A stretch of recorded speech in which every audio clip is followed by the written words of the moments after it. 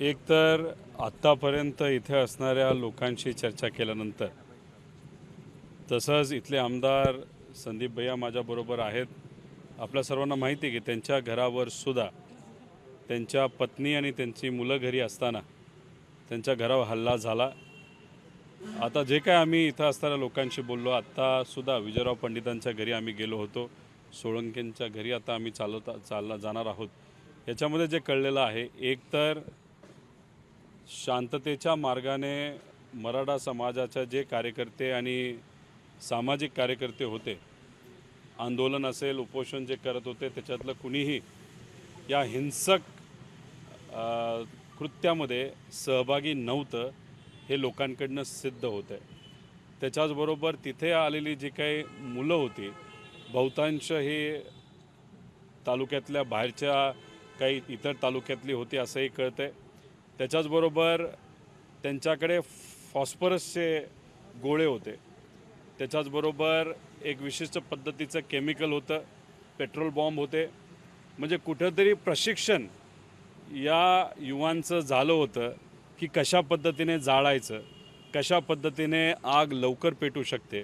त्यामुळे याच्यामागे कुठेही सामाजिक हेतू नव्हता हे कुठेतरी सिद्ध होतं. आणि जो दुसरा कुठला हेतू होता ते फक्त दहशत निर्माण करायचा हेतू होता, हेही कुठेतरी आपल्याला सर्वांना कळतं. आता याच्यामध्ये मी जास्त न बोलता मला असं कळतं आहे की भैया उद्या या बाबतीतली प्रेस कॉन्फरन्स घेणार आहेत, त्याच्यात ते बोलणारच आहेत.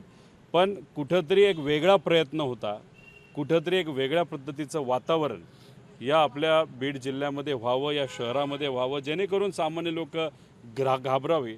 त्याच्याचबरोबर लोकांमध्ये कुठेतरी तेढ निर्माण करावा असा एक प्रयत्न इथं झाला असं आमच्या सगळ्यांचं मत आहे. इथं राष्ट्रवादी भवन आहे. राष्ट्रवादी भवनमध्ये सामान्य लोक येऊन त्यांच्या हिताची कामं तिथे असणारे पदाधिकारी करत असतात. पण ज्या पद्धतीने हे भवन जाळलं गेलं, मी फक्त इथं आपल्या सर्वांच्या उपस्थितीमध्ये एक गोष्ट जाहीर करतो की येणारा जो पाडवा असेल तोपर्यंत जेवढी साफसफाई मी असेल, संदीप भैया असतील, सर्व पदाधिकारी मिळून आम्ही सर्वजण करू. पण पाडव्याच्या दिवशी मी, माझे सर्व कुटुंबीय, संदीप भैया कुटुंबीय आणि आमचे सगळे पदाधिकारी इथं उपस्थित राहूत. आमच्या पार्टीच्या कार्यालयामध्ये इथं असणाऱ्या सामान्य लोकांबरोबर आम्ही आमचा पाडवा हा साजरा करणार आहोत. मात्र यामध्ये कुठेतरी पोलीस प्रशासन कमी पडलंय का? पोलीस बघ्याची भूमिका घेत होती असं देखील बोललं 100% अशा गोष्टीची कुठेतरी जाणीव व्हायला लागलेली आहे. संदीप भैयांचं जे घर आहे त्याच्या समोरच्या बाजूलाच पोलीस मुख्यालय आहे. प्रत्येक मुख्यालयाला 100 ते 150 पोलीस असतातच. त्याच्याचबरोबर कुठंतरी जर वातावरण अतिशय दहशतीचं झालं तर मग तिथं पाण्याचा वापर करण्याची जी काही सामग्री असते ती तिथे असते. पण मग संदीप भैयाच्या समोर जर मुख्यालय असताना तिथं जर पोलीस येत नसतील आणि बऱ्याचशा व्हिडिओमध्ये असं कुठेतरी जाणवतं आहे की पोलीस प्रशासन बघायची भूमिका घेते. मग कुठून तरी आदेश ताकदवान व्यक्तीकडनं इथं आले होते का की शांत राहावा, वातावरण चिघळू द्या, का दुसरं काय झालं आहे? याच्यामध्ये खऱ्या अर्थाने शहानिशा करायला लागेल. पण ती शहानिशा करत असताना इथं असणारे प्रतिनिधी कुठल्याही पक्षाचे असते त्यांना तुम्ही विश्वासात घ्या. तसंच ज्युडिशियल एन्क्वायरी याच्यामध्ये होईल का, ज्याच्यामध्ये कुठंतरी काय खऱ्या गोष्टी लोकांसमोर येतील का हे बघण्याची जरूरत आहे. आणि अजून एक विचित्र गोष्ट ही जाणवली आहे की जी मुलं दगडफेक करत होते त्याच्यामध्ये बहुतांश मुलं लहान होते, पण ते एका ड्रग्सचं सेवन करत होते असं कळतं आहे. की ते कुठंतरी नाकाला ते लावत होते आणि त्यानंतर त्यांना काय चाललं हे सुद्धा कळत नव्हतं. फक्त दगड मारायचा, पेटवायचं. माणूस आहे, बाई आहे, लहान मुलं आहे हे त्यांना दिसत नव्हते. त्यामुळे ड्रग्सचा पण वापर याच्यामध्ये कदाचित केला गेला असावा असंही कळतं. आणि त्यांच्यातल्या मुलांवर जेव्हा इथं नागरिक प्रहार करायचे तेव्हा त्यांना कुठल्या तरी ॲम्ब्युलन्समध्ये घेऊन, इथं कुठल्याही हॉस्पिटलमध्ये ते काय दिसले नाहीत, ते बाहेर घेऊन त्यांना नेलं गेलं.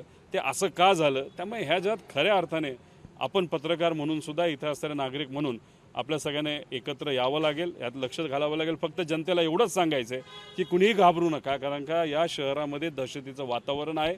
हे सर्व जे पदाधिकारी आहेत पवारसाहेबांच्या विचाराचे, तसंच इतरही पक्ष जे आहेत ते सर्वजण एकत्रित राहून इथं असणाऱ्या नागरिकांना कुठेही येत्या काळामध्ये इजा पोहोचणार नाही याबाबतीची दक्षता सर्व पक्ष मिळून करतील. त्यामुळे हे जे समाजकंटक आहेत हे परत इथे येणार नाही याची भूमिका ही सगळ्यांनीच घेतली पाहिजे. मराठा आंदोलन बदनाम करण्यासाठी अशा पद्धतीने केलं गेलं आणि सरकारचाही असा डाव असतो अशा पद्धतीची शक्यता वर्तवली जाते असं बोललं देखील गेलंय.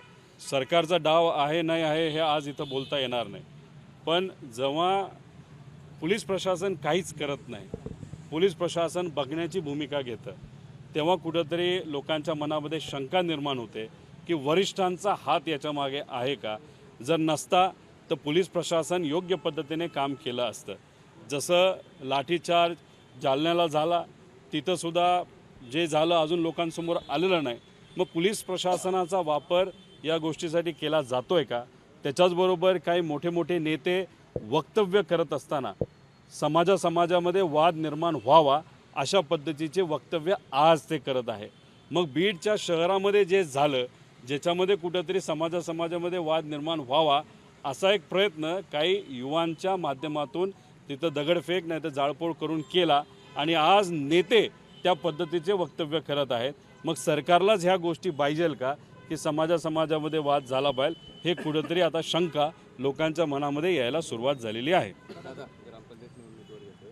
पश्चिम महाराष्ट्रामध्ये अजित पवार गटांचं वर्चस्व पुन्हा एकदा सिद्ध झालेलं आहे जसं पाहायला मिळतंय.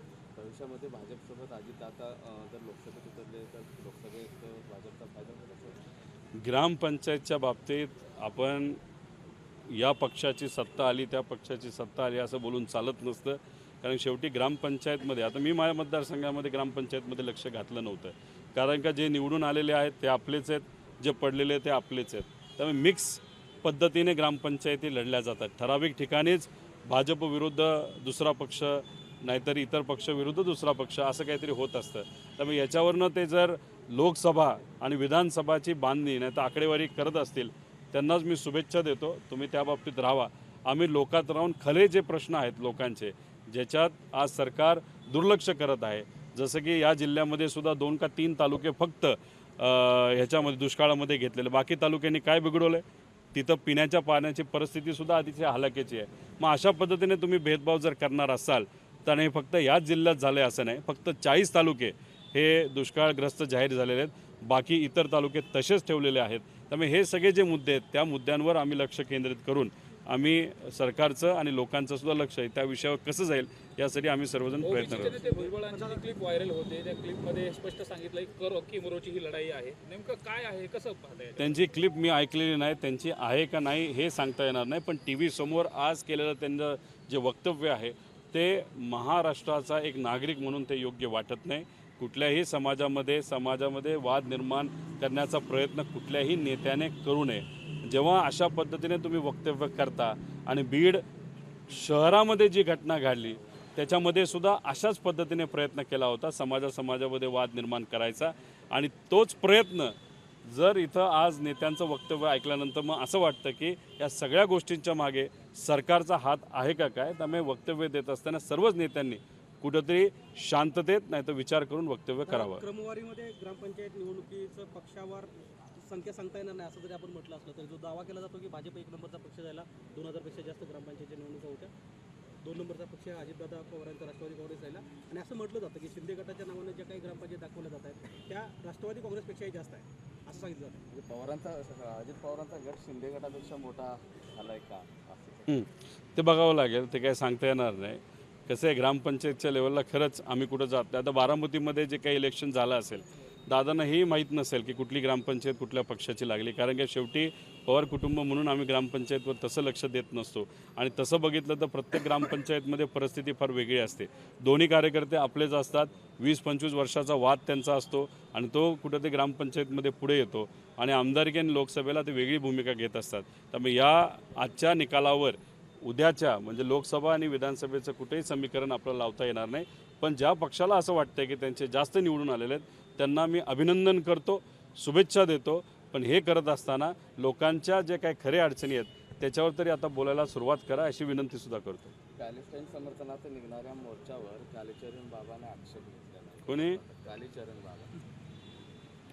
तर बघा ते भोंदू बाबा असतात त्यांच्याबद्दल आपण काय बोलणार नाही. आत्ता छत्रपती संभाजीनगर औरंगाबादमध्ये आज संध्याकाळी एक कुठल्या तरी बाबाचं प्रवचन आहे. काय नाव त्यांचं? बागेश्वर महाराज. आता बागेश्वर महाराजांनी संत तुकाराम महाराजांवर अतिशय खालच्या पातळीवर जाऊन वक्तव्य केलं होतं.